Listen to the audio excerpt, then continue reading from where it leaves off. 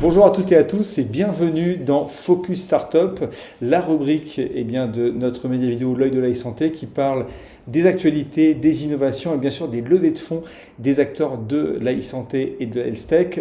Aujourd'hui, on a une startup qu'on connaît bien dans l'œil de la santé, c'est Wondercraft, le leader mondial des exosquelettes, des robots humanoïdes. On avait eu l'occasion, avec l'équipe d'Interaction Healthcare, d'accueillir l'équipe de Wondercraft en janvier 2025 à Station F pour inaugurer notre 9e édition des grandes tendances de la santé en présence du ministre de la Santé et de l'Accès aux soins, le Dr Yannick Nouder, avec Kevin Piet, donc pilote d'exosquelette, mais également Jean-Louis Constanza, qui est donc un des cofondateurs de Wondercraft. Alors aujourd'hui, on a la chance d'avoir son CEO, Mathieu Masselin, qui est à New York et que donc nous allons accueillir tout de suite. Salut Mathieu.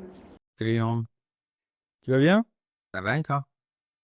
Très bien, bienvenue dans l'œil de la santé Merci. Et aussi de spécifiquement voilà, dans Focus Startup. Alors, on enregistre ce soir, en France, il est un petit peu plus de 20h15. Comme ça, on va savoir à peu près où tu te situes. Il est quelle heure pour toi, Mathieu? Il est 14h15. Je suis à New York. Tu à New York. Bon, mais comme ça, tout le monde va pouvoir aussi partager un peu ton retour d'expérience. Bah, Mathieu, je suis ravi que tu sois parmi nous dans cette rubrique Focus Startup qui met en lumière toutes les innovations, les actualités et forcément les belles levées de fonds du secteur. Ça fait allez, presque plus de 12 ans qu'on se connaît dans cet écosystème.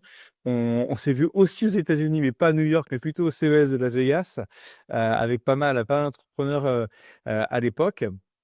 Et pourquoi en fait tu es dans Focus Startup, c'est que tu viens d'annoncer un magnifique tour de financement de 75 millions de dollars en série D. Et donc, voilà, on souhaitait avec toute la communauté qui nous suit, forcément que tu nous partages en fait cette annonce, à quoi elle correspond, qu'est-ce que tu as fait en fait de ce financement. Et puis c'est vrai que c'était une année un petit peu incroyable qu'on avait commencé ensemble, hein, Mathieu. Tu te rappelles avec ton équipe, il y avait Kevin Piet, il y avait Jean-Louis Constanza, ton associé et cofondateur qui était présent également. On avait Stanislas Brossette qui est l'ingénieur R&D. Lors des grandes tendances de la santé, tu as inauguré avec le ministre de la Santé cette 9e édition qui a été vraiment un moment très fort, qui est illustré en fait ce que la technologie peut apporter pour la santé, bien sûr pour les patients. Et Kevin a été incroyable dans son retour d'expérience. Donc c'est vrai que dans l'œil de la santé, on aime bien avoir cet aspect de retour d'expérience. Donc Mathieu, peut-être déjà te présenter et puis également nous parler de ce beau tour de financement. Ouais. Donc moi, je suis Mathieu, je suis le CEO de Wondercraft, qui est une entreprise qui fait des exosquelettes et maintenant des robots humanoïdes. Et effectivement,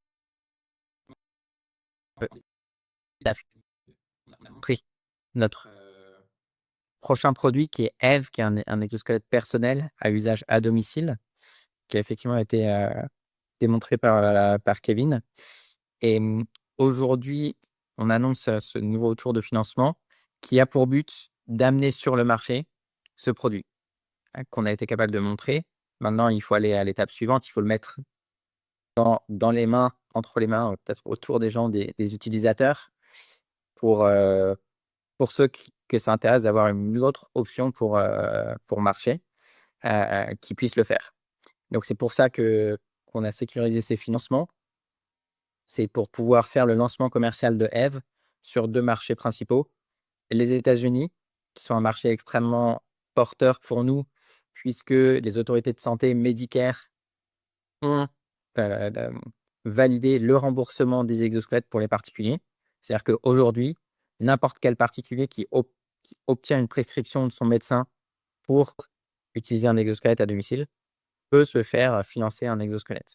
Donc c'est quand même quelque chose d'assez incroyable qui que dont on n'a pas encore, suffisamment conscience parce que ça veut dire que c'est une technologie qui est accessible. C'est une technologie qui est atteignable par les utilisateurs et donc c'est pour ça que Avec des montants en plus qui sont assez significatifs, hein. Je crois qu'on était près de 95 000 euros, si j'ai bien retenu ce que disait ouais, Jean-Louis. on est à 93 000 sur le prix, Medicare. C'est un bon prix, mais qui correspond surtout à la valeur qu'on apporte à nos utilisateurs, en fait. Et c'est ça qui est important. Nous, on est une boîte qui est dans le domaine de la santé. Dans la santé, ce qu'on fait, c'est qu'on apporte de la valeur à des gens, que ce soit en les soignant, en essayant d'améliorer leur qualité de vie, en leur donnant d'autres options. Et c'est là-dessus que repose le pricing. Après, effectivement, on est aussi une entreprise et il y a besoin d'un business model. Et effectivement, c'est un très bon business model. Donc, il y a ce lancement aux États-Unis qui est très important pour nous. Et il y a aussi l'Europe, on est un champion européen, on est un leader européen du secteur. On veut être un leader mondial, mais forcément, notre base, elle est en Europe. Et c'est là où on veut aussi se développer. Est-ce que tu peux peut-être nous partager pour, tous ceux qui regardent l'Œil de la santé, Wondercraft, c'était créé il y a combien de temps? Vous êtes combien de personnes aujourd'hui? Et puis peut-être nous partager un petit peu les grandes lignes de ceux qui ont participé au tour, et on va s'intéresser notamment à un particulier juste après. Ouais. Donc, Wondercraft, on a été créé en 2012. Donc, c'est une aventure qui a eu le temps de maturer. On a développé une technologie qui est assez incroyable, mais qui prend du temps, comme toutes les technologies, parce que c'est pas une boîte qui s'est créée sur une technologie qui était existante, qui a utilisé des brevets. On a tout créé brique après brique. C'est pour ça que c'est une aventure assez exceptionnelle pour toutes les personnes qui la rejoignent. C'est qu'il y a cette notion qu'on est en train de construire quelque chose de plus en plus gros et qui a de plus en plus d'impact. Parce qu'au final, notre objectif, c'est pas de faire gros pour faire gros, c'est d'avoir un impact le plus important possible. Et c'est ce qu'on est en train d'atteindre aujourd'hui. Et chaque année, on accroît notre impact. L'année dernière, on a fait 2 fois plus de patients que ce qu'on avait fait toutes les années d'avant en cumulé. On est à plusieurs milliers de patients qui remarchent chaque année dans une de nos solutions.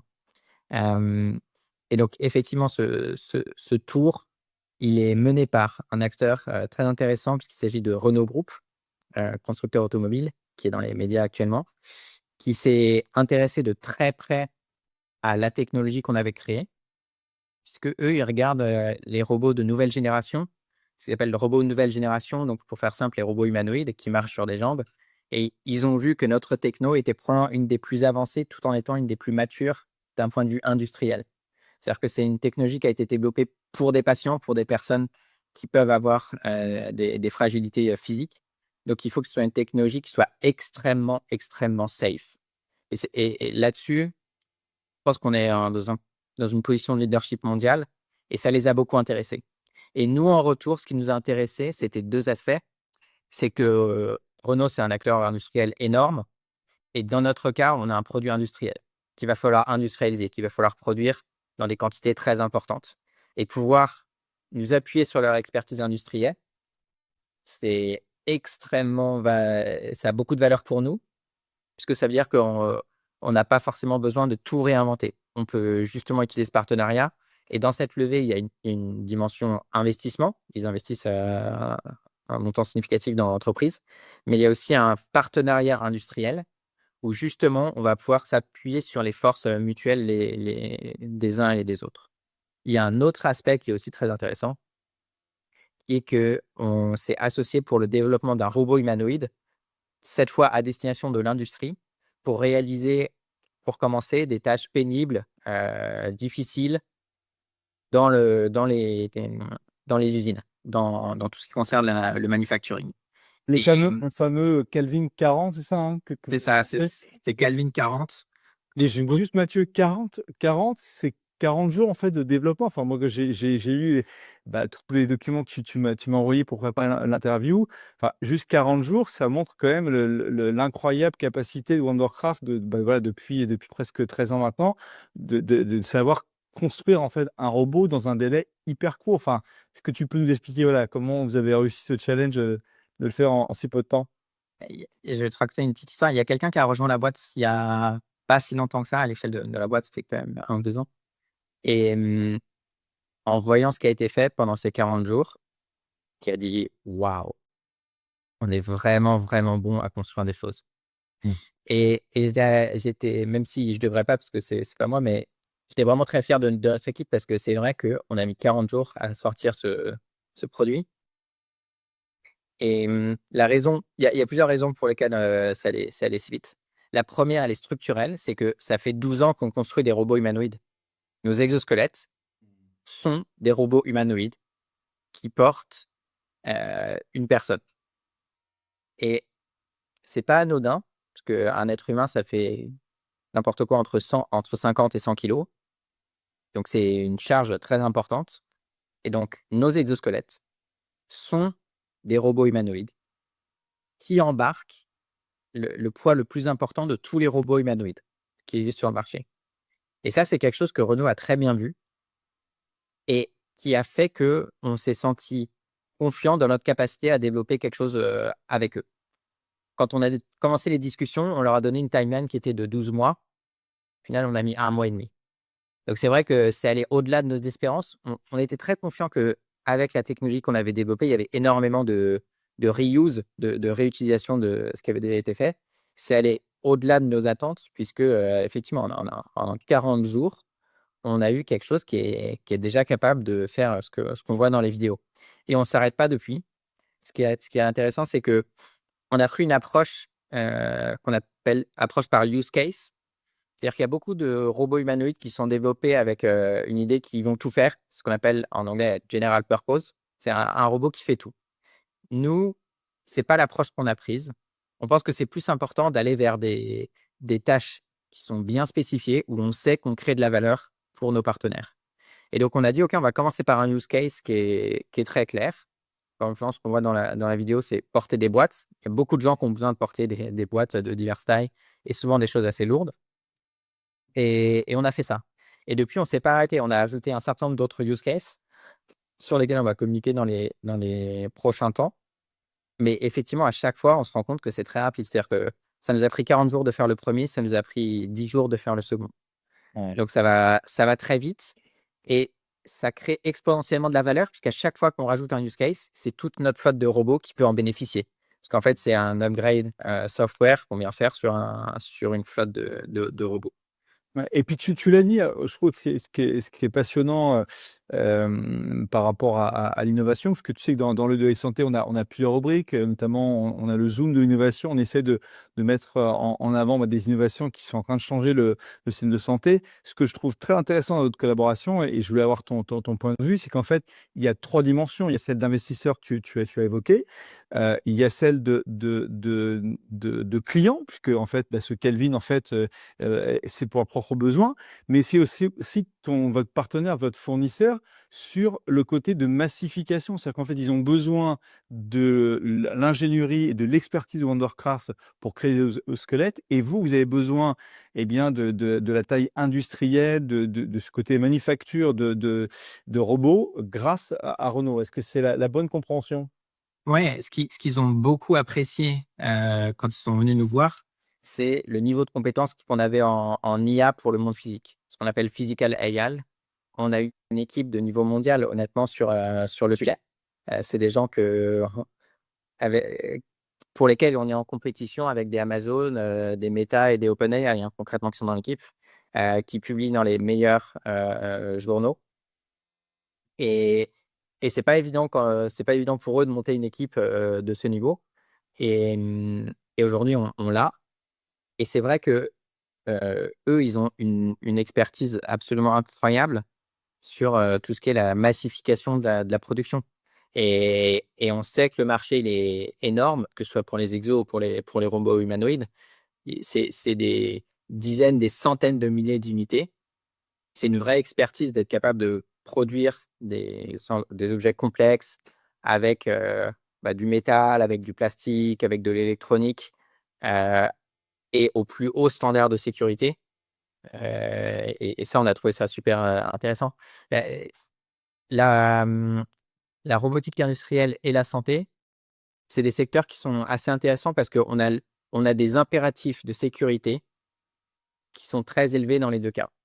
On ne peut pas faire une voiture qui va se crasher. On comprend bien pourquoi. Et quand on fait un dispositif médical, un produit de santé, le niveau de sécurité, il est aussi extrêmement élevé. En fait, on ne peut pas faire quelque chose qui va faire du mal à un patient. Et donc, il y a beaucoup de choses pour lesquelles on peut trouver des synergies. Et le lien, il s'est fait très, très naturellement entre leurs équipes et nos équipes.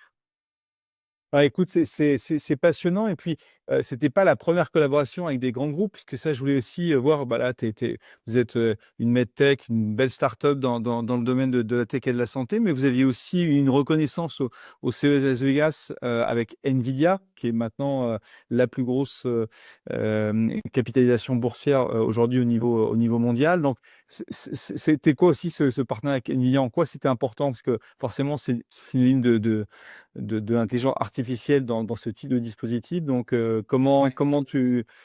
qu'est-ce que vous avez fait avec NVIDIA? Donc NVIDIA, ils ont un axe stratégique qui est très important, qui est ce qu'on appelle l'IA, ce dont je parlais justement, l'IA physique, Physical AI. Ils sont persuadés d'une chose, c'est que la frontière ultime de l'IA, c'est le monde physique. Et pour en avoir discuté avec beaucoup de gens, et c'est quelque chose dont de plus en plus de personnes sont en train de prendre conscience. Euh, je crois que j'avais entendu une stat, le monde du software, c'est 3% de l'activité économique globale. 97%, c'est du monde physique. Donc, quand bien même les Google sont des géants, en fait, le monde physique est tellement plus grand. Et donc, eux, ça les intéresse beaucoup et ils ont trouvé, avec notre équipe, des gens avec qui discuter. Donc, on discute on fait beaucoup de choses avec eux. Évidemment, on a des discussions autour de l'utilisation de leurs puces dans nos dispositifs pour faire tout ce qui est traitement de l'IA, les calculs, les inférences. Hem, on a aussi d'autres, discussions autour des mécanismes de safety, puisque comme je l'ai dit, que ce soit dans le monde du manufacturing automobile ou dans le monde de la santé, la safety, c'est l'élément non négociable. Et donc eux, ils ont des solutions qui sont intéressantes et autour desquelles, on réfléchit. Et c'est vrai que plus le temps passe, plus la collaboration avec NVIDIA, elle est importante et structurante pour eux comme pour nous. Ça, c'est encore plus, eux, ils ont aussi un focus très important à la fois sur la santé et sur l'industrie. C'est vrai que ça colle très, très, très, très bien avec, ce qu'on fait. Ouais.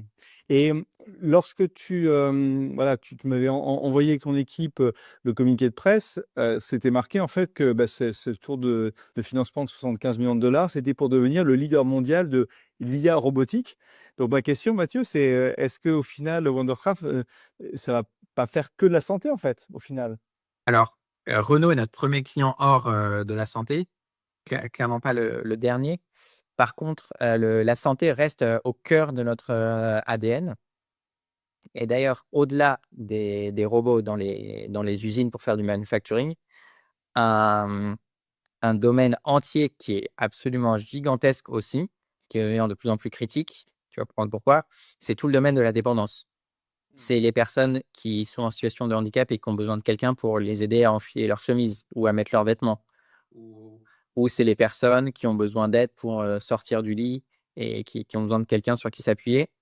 C'est des domaines où le facteur travail, les personnes qui travaillent dans ces domaines sont en sous-effectif constant, constant. C'est c'est extrêmement dur parce qu'il y a pas assez de monde pour des tâches qui sont difficiles et très, très importantes. Mmh. Ça, c'est des tâches qui sont au cœur de l'autonomie, de la dignité, de la capacité à fonctionner en société et on n'arrive pas à les faire parce qu'il y en a de plus en plus et de moins en moins de personnes pour les faire.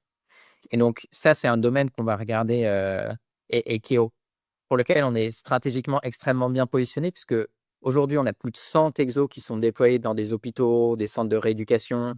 On travaille avec les principaux opérateurs, heu, de centres de rééducation, mais aussi, de maisons de vie, d'EHPAD.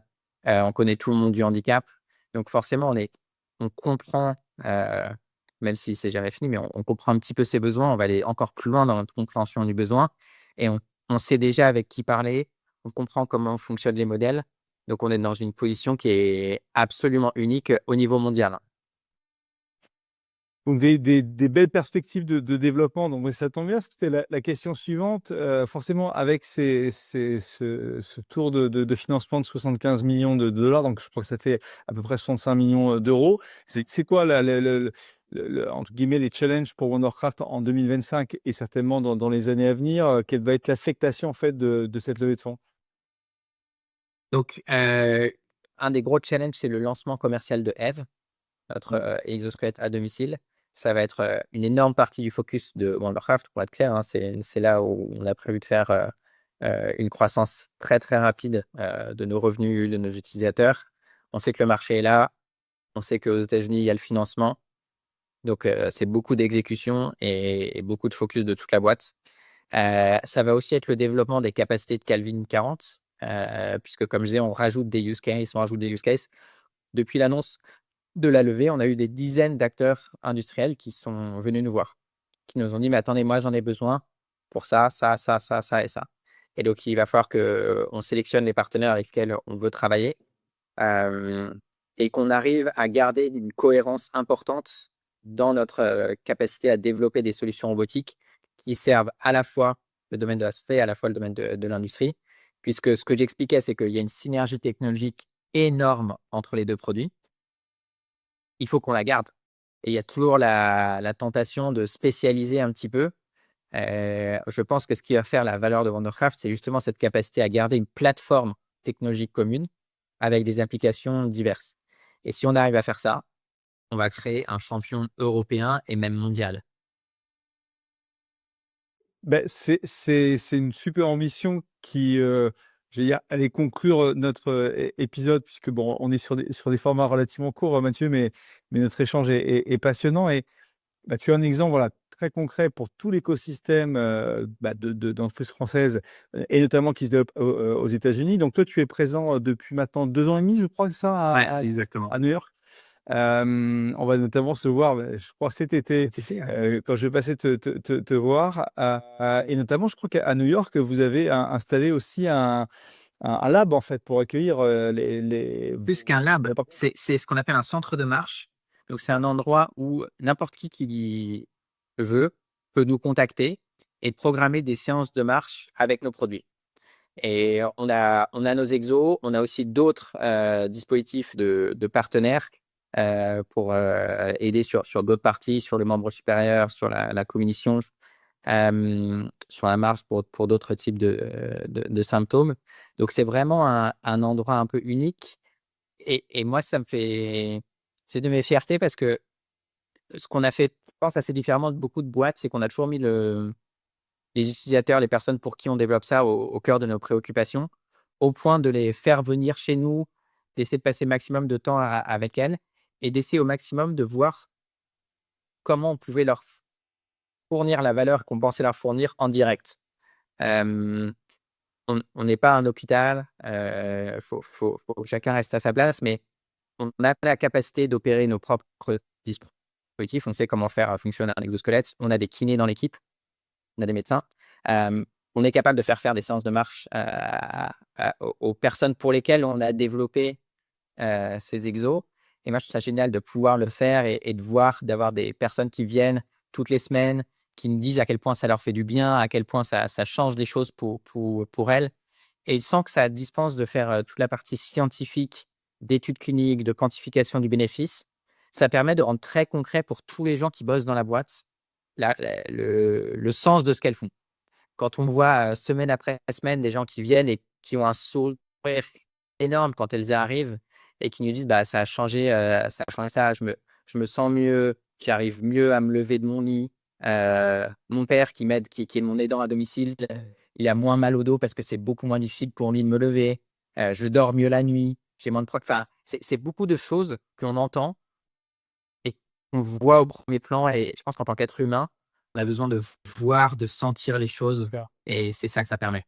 Ouais, bien sûr et Mathieu, tu me fais penser à remettre, certainement on mettra en lien sur la plateforme de l'Œil de la santé, bah, l'interview qu'on avait faite, tu te rappelles, de Kevin, bah, lors des grandes tendances de la santé, Interview en qu'on a marchant. discuté avec le ministre, et notamment il expliquait en quoi c'était physiologiquement pour lui, important, cet exosquelette et comme tu viens de le dire, l'interview en marchant, qui a été aussi, moi, une très belle expérience de pouvoir être aux côtés en fait de Kevin et de comprendre. Donc, je vous mettrai également le lien pour que vous puissiez le consulter. Donc, alors, j'ai fait une digression par rapport à New York et à ce lieu qui a l'air vraiment unique que tu as créé avec l'équipe de Wondercraft.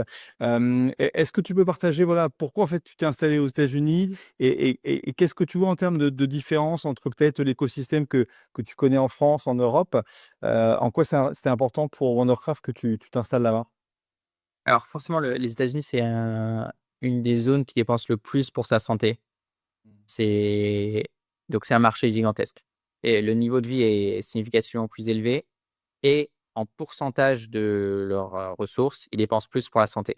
Donc ça en fait un marché incontournable pour un acteur comme, Wondercraft et on avait senti qu'il y avait quelque chose qui se passait autour des exosquelettes aux États-Unis et ça a pas manqué puisque un an après que je sois arrivé, Medicare a annoncé qu'il remboursait les exosquelettes. Donc le timing n'aurait pas pu être meilleur.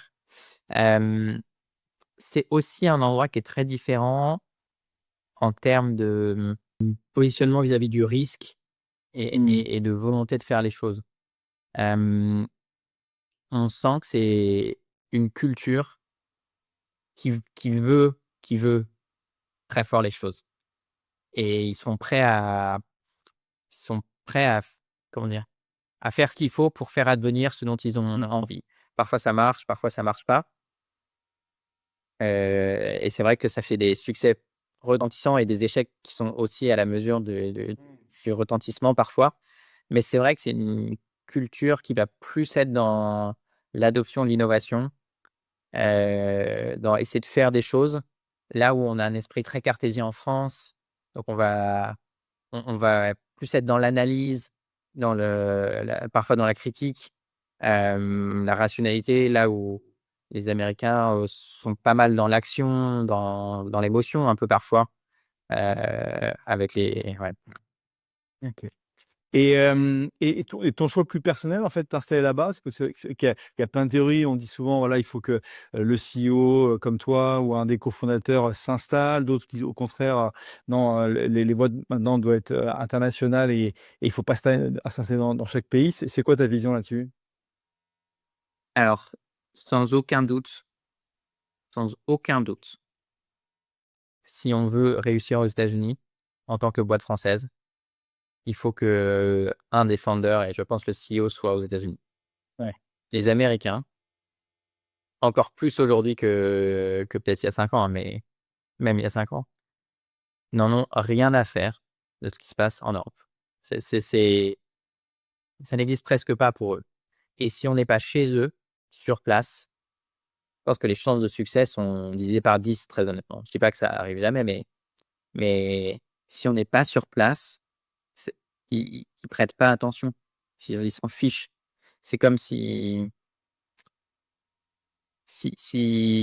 en France, on a un entrepreneur, qui vit, en Équateur, qui vient nous dire, je non, c'est un super pays l'Équateur et c'est un exemple, comme ça que j'ai pris, hein, mais on voit l'importance d'être sur place. Les États-Unis, ils considèrent que c'est le plus grand pays du monde, que tout ce qui est important advient chez eux, que les choses chez eux sont faites différemment d'ailleurs. Si on n'est pas sur place, vraiment on part avec un handicap très, très, très lourd. Très, très, très lourd et toutes les boîtes que j'ai vues réussir, le CEO était venu et j'ai vu un nombre incalculable de boîtes faire, un lancement US absolument, unsuccessful, et perdre des quantités considérables d'argent, heu, pour ne pas avoir, consenti à ce coup-là. Faut voir que les États-Unis, ça peut être un super succès, mais ça peut aussi coûter beaucoup, beaucoup d'argent pour rien. Donc autant ne pas faire que de faire mal. Ouais. Bien sûr. Et je pense que ça, c'est un truc qu'ils ont bien compris les Américains, c'est qu'ils préfèrent ne pas faire plein de choses et les choses qu'ils font, mettre un niveau de ressources absolument hallucinant dessus. Mmh. Et ça semble presque trop en tant qu'Européen, mais c'est vrai que quand ils font des trucs, ils mettent beaucoup, beaucoup de moyens. Beaucoup, beaucoup de moyens. OK, c'est ça. Écoute, ça pourrait presque faire un épisode spécifique dans l'œil de la santé. Puis je sais aussi voilà, que tu as beaucoup d'engagement. Encore merci pour ton temps, Mathieu. Une dernière question, tu sais, dans Focus Startup, ce qui me tient à cœur, c'est vraiment le partage. Hein, c'est un peu l'ADN de ce média vidéo. Et donc, bah, je demande à chaque invité dans Focus Startup de partager un conseil que tu pourrais avoir auprès des entrepreneurs du secteur de la santé et de la health tech avec voilà, ces 13 ans de ta magnifique carrière. Qu'est-ce que tu auras envie de leur dire? Peut-être un conseil à retenir. Alors, c'est toujours complexe comme question, mais en général, les réponses sont passionnantes et très utiles. Moi, j'ai beaucoup joué au poker à une époque de ma vie et il y a quelque chose il y a un proverbe au poker, c'est: «Ne sois pas result oriented». C'est-à-dire qu'une fois qu'on a fait qu'on a joué tout ce qu'on pouvait jouer et qu'après on retourne les cartes et que c'est purement du hasard, le fait qu'on gagne ou pas, ne veut pas dire qu'un coup était bon ou pas. Mmh. C'est-à-dire qu'on peut avoir fait exactement ce qu'il aurait fallu faire et quand même perdre cette main.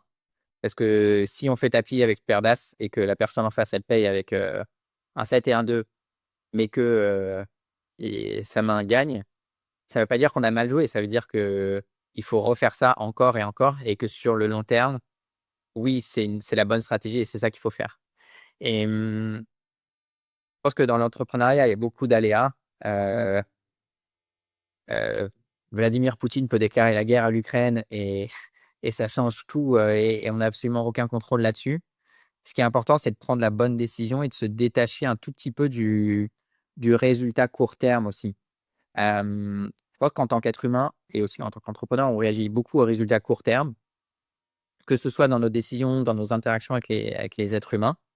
C'est pas parce qu'à très court terme, on a l'impression que le résultat est pas forcément bon, que c'était pas la bonne action. Si on Mmh. fait du feedback à quelqu'un et que cette personne est touchée, par ce feedback, on peut se dire: «Mince, j'aurais pas dû lui faire ça parce que ça l'a un peu déboussolé». Mais c'est pas forcément la bonne manière de penser. Peut-être que la bonne manière de penser, c'est: elle a été touchée, elle va grandir et dans 3 mois, elle fera mieux et dans 6 mois, j'aurai quelqu'un qui est beaucoup mieux intégré. Faut se détacher un petit peu du résultat court terme et du résultat en lui-même parce que ça peut affecter un peu trop, ouais, Mmh. son état émotionnel. Ouais, une vision long-termiste est essentielle pour, enfin, je sens la résilience et une Et alors vision. c'est ce que j'allais dire. Et alors si je peux faire juste un mini autre conseil, faites du sport, dormez. Là, le changement que ça fait d'être en bonne santé, d'être reposé, ça vaut plus que n'importe quelle, heure qu'on va passer à raffiner un deck, faire une propale, un tout petit peu mieux. Mais c'est Sport, ça. sport, sommeil, c'est Mais en t'écoutant, Mathieu, est-ce que ça veut dire que tu l'as toujours été et c'est enfin, tu le partages ou tu l'as pas été et que tu as changé ton mode de vie là-dessus? non, j'ai toujours fait pas mal de sport, mais récemment, je le fais de manière plus régulière, je pense. Hem Et bon, le sommeil, c'est un autre sujet, mais c'est important de dormir. Je vois les différences entre les phases où je dors, correctement et les phases où je dors un petit peu moins et c'est vrai que ça affecte beaucoup. Il y a une raison pour lesquelles, ça fait partie des techniques pour faire parler les gens, de les empêcher de dormir. Bien sûr, bien sûr, bien sûr. Non, mais écoute, c'est des conseils très utiles. Mathieu, encore un grand merci pour ton Merci Jean. temps, et on va se revoir, bientôt. N'hésite pas, tu es toujours le bienvenu dans l'œil de la e-santé. On vous remettra, bah, pour tous ceux qui nous regardent, les 2 liens, sur, les grandes tendances de la e-santé en janvier dernier à Station F et aussi, cette, magnifique interview en marchant. Mathieu, beau succès pour, eh bien ce tour de financement. Je suis sûr qu'on va avoir d'autres épisodes ensemble. Merci Jean, à très vite. Salut Mathieu.